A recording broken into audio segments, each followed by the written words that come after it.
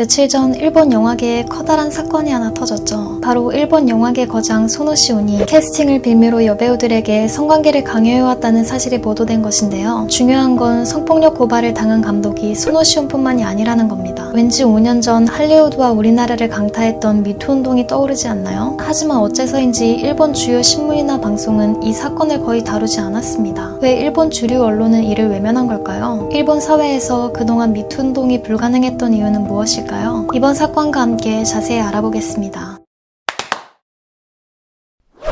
처음 폭로가 시작된 건 지난달 9일 배우 겸 영화감독 사카키 히데오가 여배우 4명에게 성관계를 강요했다는 보도가 나오면서입니다. 일본 매체 주간문춘은 사카키 히데오에게 성폭력 피해를 봤다고 주장하는 여성의 인터뷰를 공개했습니다. 여성들은 폭로 이유에 대해 사카키가 연출을 맡은 신작 미럴이 가정 내 성폭력을 다룬 영화이기 때문이라고 밝혔습니다. 성폭행 가해자인 그가 이런 영화를 만들어 개봉하는 것에 대해 분노를 참을 수 없다는 의견이었죠. 이에 사카키 히데오는 성폭력이 아닌 합의된 관계였다고 해명했지만 보도 이후 새로운 피해자의 증언이 잇따르자 결국 영화 미럴의 개봉은 중지됐습니다. 또 사카키 히데오 감독과 친한 배우 기노시타 호오카 역시 어린 여배우들에게 연기 지도를 명목으로 성관계를 강요했다는 의혹이 나와 파문을 일으켰는데요. 호오카는 이 보도로 매니지먼트 계약을 해지하고 출연 중인 드라마에서도 하차했습니다. 이처럼 일본 영화계 성폭력 고발이 잇따르는 가운데 핵폭탄급 논란이 터져 열도가 큰 충격에 휩싸입니다. 바로 고레에다 히로카즈와 함께 2000년대 일본 영화계를 대표하며 천재 감독이라 불리는 소노시온이 여배우들에게 성폭력을 가했다는 의혹이 제기되었기 때문인데요. 모르시는 분들을 위해 첨언하자면 소노시온은 두더지, 신주쿠 스완, 안티포르노 등 잔혹한 소재와 가학적 정서가 담긴 작품들로 일본을 넘어 세계 영화계의 유명세를 떨친 감독입니다. 아무튼 지난 4일 일본 주간 여성 프라임은 소노시온이 그간 여배우들에게 자신의 영화에 출연하면 성공할 수 있다며 성관계를 강요해왔다고 보도했습니다. 보도에 따르면 소노시온은 여배우 A에게 성승납을 요구하지만 A가 이를 거부하자 다른 여배우를 불러 A 앞에서 관계하는 파렴치한 행동을 벌였다고 합니다. 이 밖에 다른 여배우들도 소노시온에게 성희롱을 당했다고 주장하는 것으로 알려졌죠. 이에 소노시온은 6일 자신의 홈페이지에 자필 사과문을 게재하고 이번 성폭력 의혹과 관련해 관계자들과 관객들에게 깊이 사죄드린다며 영화감독으로서 주변을 배려하지 못했다고 전했습니다. 하지만 보도에 대해서는 사실과 다른 점이 많다며 대리인을 통해 적절한 조치를 취할 예정이라는 내용을 덧붙여 법적 대응도 예고했습니다. 일본 영화계의 성폭력 피해 고발이 잇따르자 칸 영화제 황금 종려상 수상자인 고레에다 히로카즈 등 유명 감독 6인은 영화감독의 지위를 이용한 모든 폭력에 반대한다는 성명을 발표하기도 했죠. 하지만 앞서 말했듯 어디까지나 인터넷에서 화제가 될 뿐 일본 주요 신문이나 방송에서는 이 사건을 묵인했는데요. 주간 문춘은 가토 아키히코 편집장 명의의 연예계의 어둠은 왜 봉인될까? 라는 칼럼을 통해 일본에선 자니즈 등 유명 기획사의 지위가 너무 높아 TV 방송국이 성폭력 사건을 거의 다루지 않는다고 지적했습니다. 출판계 역시 잡지 판매량을 높이기 위해서는 자니즈 소속 연예인의 인터뷰나 이들의 사진을 활용한 캘린더 판매가 중요해 눈치를 본다고 전했습니다. 주간 문춘은 1999년부터 자니즈 창업자 자니 키타가와가 소속 연예인 소년들에게 성적 학대를 가했다고 보도한 바 있는데요. 명예훼손 재판에서도 성폭력 사실이 인정됐지만 미디어가 크게 다루지 않았을 뿐더러 세상을 떠나는 순간까지 가해자의 사회적 지위에는 흔들림이 없었습니다. 이 밖에도 온라인에서 큰 화제가 된 사건이 있었죠. 일본의 유명 MC 미노몬타가 생방송 중 옆자리에 있는 여자 아나운서의 엉덩이를 만지려는 모습이 그대로 카메라에 포착된 것인데요. 방송 송출 이후 프로그램을 하차한 건 미노몬타가 아닌 여자 아나운서였습니다. 그가 일본 방송계에서 영향력이 대단한 거물 사회자라는 이유에서였죠. 이렇듯 일본에는 피해자가 용기를 내봤자 자기만 손해라는 분위기가 사회 전반에 깔려 있습니다. 일본 미투의 상징인 이토 시오리 사건만 봐도 일본 사회에서 성폭력 피해자가 자신이 겪었던 일을 드러내고 알리는 일이 얼마나 금기시되는지 알 수 있죠. 이토는 일본에서 성폭력 피해자 최초로 얼굴을 공개하고 기자회견에 나서 일본 미투의 상징이 된 인물입니다. 때는 2015년 4월 저널리스트를 꿈꾸며 인턴으로 일하던 이토는 프로듀서 자리를 알아봐주겠다고 해 만났던 야마구치 노리유키 TBS 워싱턴 지국장에게 성폭행을 당합니다. 공포와 불안에 떨다 5일 만에 찾은 경찰서에서 이토는 남성 수사관에게 자주 있는 일이라 사건으로 수사하기 어렵다는 말을 듣게 됩니다. 그리고 담당 검사는 블랙박스 같은 밀실에서 일어난 일이라며 증거 불충분으로 불기소 처분을 내렸습니다. 검찰 불기소 처분이 확정되자 이토는 현재의 사법 시스템이 이 사건을 심판할 수 수 없다면 사건 경위를 밝혀 사회에서라도 널리 의논할 수 있게 해야 한다며 2017년 기자회견을 열었고 5개월 뒤에는 자신의 얼굴을 표지로 한 블랙박스를 펴내기도 했죠. 하지만 용기 내 피해 사실을 알린 이토에게 돌아온 건 꽃뱀이다, 야당의 정치 조작이다, 북한 공작원이다 등의 말도 안 되는 2차 가해뿐. 심지어 사건이 영국 BBC 다큐멘터리, 미국 뉴욕타임스 보도 등으로 외국에 알려지자 일본에 수출하며 살해 협박까지 받습니다. 결국 신변의 위협을 느낀 이토는 자기 삶의 터전을 떠나 영국으로 피신하게 되죠. 이토는 2017년 가해자에게 제기한 손해배상 소송 1심에서 승소하고 얼마 전 2022년 1월 25일 2심에서도 승소했지만 2심에서 재판부는 가해자의 명예훼손과 프라이버시를 침해했다며 이토에게 위자료 55만 엔을 지불하라고 판결했습니다. 결과적으로는 쌍방배상 판결의 모양새가 된 것이죠. 그리고 현재까지도 그를 향한 모욕과 비방은 인터넷 등에서 계속되고 있습니다. 이처럼 어렵사리 용기를 낸 폭로에도 가해자가 제대로 처벌받지 않고 피해자가 되레 2차 피해를 받는다는 점이 일본의 또 다른 미투 폭로를 크게 위축시켰습니다. 이토의 미투 이후 성범죄 처벌 강화를 촉구하는 플라워 데모가 열리는 등 일본에서도 반향이 있었지만 그리 오래가진 못했죠. 피해자가 2차 피해를 감내해야 하는 현실에 대해 성범죄 전문 변호사 츠노다 유키코는 많은 사람이 이토의 문제가 자신의 일이라고 생각하지 않는다. 그게 일본에서 미투 운동이 크게 번지지 못하는 이유라며 전통적으로 일본에서 성폭력을 당한 여성은 하자품으로 취급당했다고 지적하기도 했습니다. 일본의 낮은 여성 인권은 스위스 다보스 포럼이 매년 집계하는 남녀평등 국가 순위에서도 확인할 수 있는데요. 세계경제포럼이 지난해 발표한 글로벌 성격차 2021 보고서에 따르면 성평등 국가 순위에서 일본은 156개국 중 120위로 한중일 중 가장 낮은 순위를 보였죠. 이토 시오리는 한국 미투 운동의 시발점이 된 서지현 검사와의 만남에서 이렇게 말했다고 합니다. 일본은 단 한 번도 국민들이 입을 열어 저항해서 성공한 역사가 없다. 잘못된 것이 있어도 국민들이 그걸 우리 힘으로 바꿀 수 있다고 생각하지 못한다. 라고요.